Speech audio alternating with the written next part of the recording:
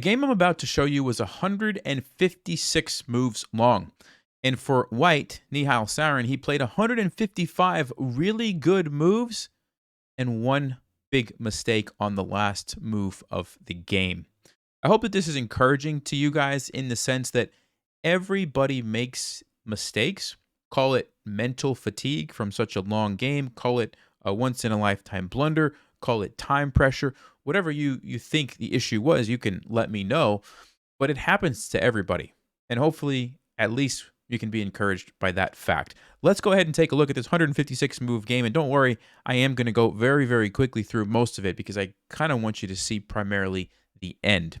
So here we go. This was a rapid tournament. 15 minutes was the time control, but they did get increment on every move, which is how you can end up with such a long game, because every time you make a move, you get 10 more seconds, and then you can make another move, and you get 10 more seconds, and so on and so forth. So here we go. We're not even going to talk about the opening. These guys are grandmasters. They know what they're doing, and you can see the eval bar there. Everything is equal, and everything is equal. And right around here, look what happens. So Black temporarily sacrifices the pawn. He knows he's going to be able to get it back here whenever he wants, essentially, with rook to b8. And then he grabs the pawn. And now we have 1, 2, 3, 4, 5. 1, 2, 3, 4, 5. A queen, a rook, a rook, a rook, a knight, and a knight. Whenever you have positions like this at the top super grandmaster level, you're going to get a draw like 95% of the time, right? Especially when there's only pawns on one side of the board, when most of the pieces get traded off. It's just extremely likely that you're going to get a draw because the players are so good. They know exactly what they're doing. They're not going to make any big mistakes, right? And it's just going to be a draw. And when you're looking at this game, you're probably thinking, yeah, it kind of looks like it would be a draw, right? He comes in with the knight. We get a trade. We get another trade. And again, as more pieces come off the board, it becomes more likely that it's going to be a draw, especially if it's a rook against rook endgame.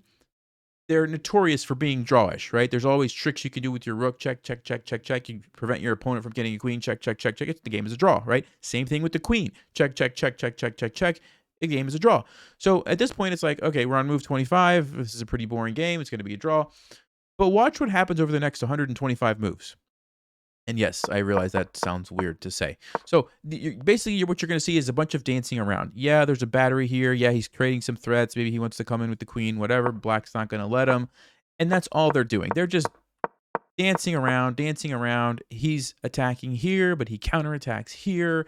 So he goes back to defend. Then he pushes this so it doesn't get captured. And then we get a trade. Okay, right here. Okay, and you might say, but Nelson, White's pawns are doubled. They're isolated. Isn't that a weakness? Well, sometimes yes. Actually, a lot of times yes. But in this case, not necessarily, because if you can't target them, they're not really a weakness.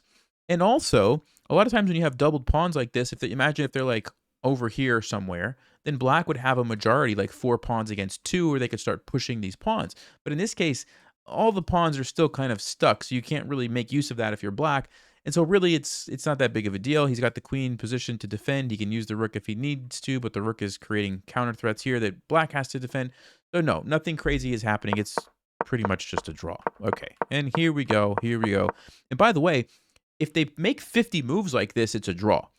However, the 50 move rule resets whenever there's a capture, and I believe whenever there's a pawn push. Maybe somebody in the comments can double check me on that, but I think those are the 2 criteria. If something gets taken, it resets, and if a pawn is pushed forward, I think it also resets. So as we go through this 56 move game, you're going to see that timer gets reset a couple times when some of these pieces are traded and the pawns get pushed and things like that. Okay, so that's why it's not a draw by the 50 move rule. All right, and you can see we're only on move 46. We still have over 100 moves to go. But look at the game. It's like, what is going to possibly happen in this game? Like, just back and forth, back and forth. Okay, okay, okay. Nobody can do anything. I mean, because what are you going to do? Everything's defended. That you're going to just sacrifice a piece, right? You just can't do anything. So finally, White's queen sort of tries to come around, but still, you can't invade on the 7th rank. What are you going to do? Okay, so more dancing around, more dancing around. And eventually, and let's just get to the next moment in the game here. Let's keep going, keep going. Eventually, wait for it. Where is it? Where is it? Where is it? Where is it? Oh my. 100 moves. We hit 100 moves. Cool. Let's keep going. Still looking for that moment. Where is it? I lost track of it somewhere. It's coming soon. It's coming soon. Oh, my finger's getting tired from pressing the arrow key. There it is. There's the queen trade. Okay, so there's a capture. The 50 move rule resets. We're at move 116. And again, it's like this is the most drawish of a drawn position that I've ever seen in my life. Like it's just 4 pawns against 4 pawns. It's rooks. It's their grandmasters. This is, it's a draw. It's just a draw. That's what it is. Look at this. Back and forth, back and forth, back and forth, back and forth. Nobody has any ability to do anything. Okay. Okay. And then the rooks are traded. Now, this is interesting because when rooks are on the board, it's definitely a draw because rooks are just really good. Like I mentioned, at just constantly checking the king, constantly kind of stopping anybody from really doing anything. Because if you try to do something, then the rook takes your pawns, and so nobody really can make progress. When you get into a king and pawn endgame, at least now you have the opportunity to maybe set up some kind of a zugzwang where white's stuck and can't move, and they have to move their king to a bad spot, and you can win, or vice versa, where black's king is stuck, and you have to move it to a bad spot, and the other side wins. So now that there's a little bit of hope that maybe something could happen, right? But let's see what happens. Here, he gets boxed out, so white was trying to infiltrate, but he can't because black's king is there. So he goes and he decides, you know what? Let me see if I can make a beeline around this way because then I'll be able to put more pressure on these. Well, black sees what's going on and says, well, I'm going to start creating some threats over here if you're going to take time to do that. And white says, well, I don't really care. You can take that if you want. Or you can push if you want, but you still can't get in because my pawns. See that? Like there's no way for the king to get in. So he's using this opportunity to sneak around the side. Okay? Okay. Captures here. And again, black doesn't want to just sit around and wait and allow white's king to get there to where he has to really start defending and being careful. So he says, look, I'm going to go ahead while your king is off running around. I'm going to push these pawns, right? Essentially. So here we go. And now white's like, well, I guess I better go back and defend before black's king comes in and starts taking all the pawns. So again, it looks very much like a draw. Of course, the eval bar's there. It is a draw. These are grandmasters. Nobody's going to mess anything up, right? We're on move 142, by the way. Let's keep going. And right here, here's where something interesting happens. So white boxes him out. Opposition. It's a very important concept in king and pawn endings, right? He has the opposition. And black decides to allow white to come in here. Now, you could see why this looks pretty dangerous, right? Because once he gets over here and gobbles up the pawns, well, now you have to watch out. And why would black do this? Well, let's take a look. He goes here, and white decides to go to e4. Now, this is interesting, and I do want to actually just take a moment, and let's take a look at this. If white decides to go for this line, watch what's going to happen. Black's going to come here. He grabs this. He grabs this. He grabs this. e4, and whose pawn is winning? 1, 2, 3, 4, 5. 1, 2, 3, 4, and you get it with check. So that's why white didn't go for this line, okay? And just to show you what I'm talking about, look at this. Just in time, he gets it with check. White doesn't get the queen. Black's going to be able to stop the queen and win. Okay, so that's interesting, right? So, very clever little trap there that Fedosiv was setting, but Nihal, sees it, and he goes king e4 instead to not allow the black king in. And now it looks like, hey, this is pretty good for white because we're about to take the pawn, and we're going to have the extra pawn. Then I can come over here, and I'm going to win the game, right? But wait a second. He plays king c3, and he's saying, look, if you take my pawn, I'm coming over here for these guys. So do you really want to make that trade? Well, the answer is yes, he does. And here comes the king. Here comes the king.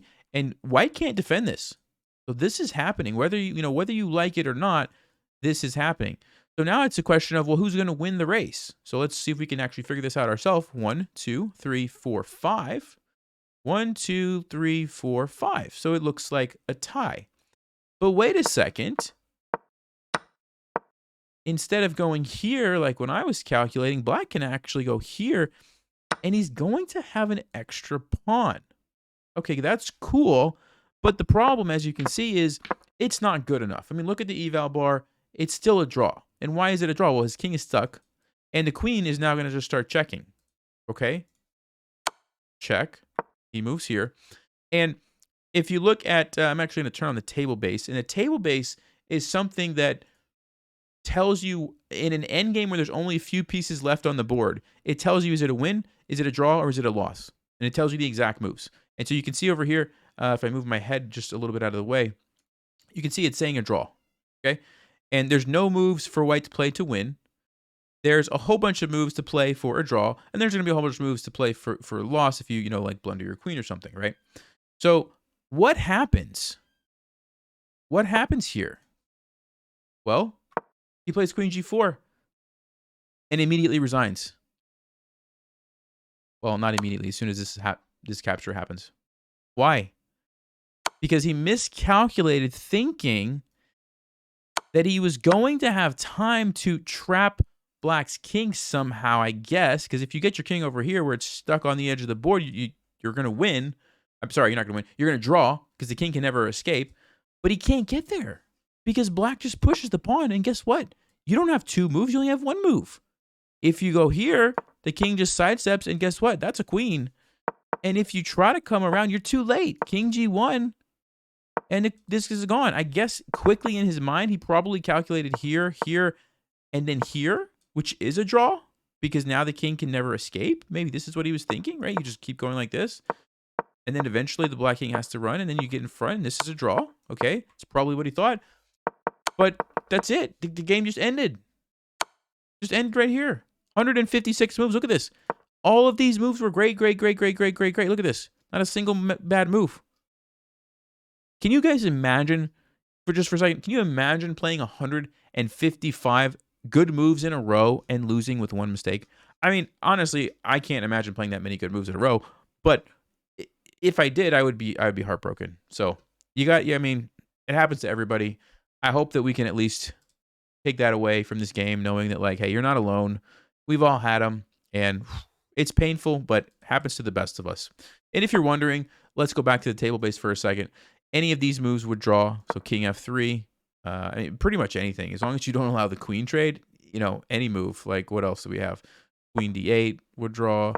Queen b5, whatever you want, essentially. So hope you guys enjoyed that game, and I'll see you next time. Stay sharp, play smart, and take care.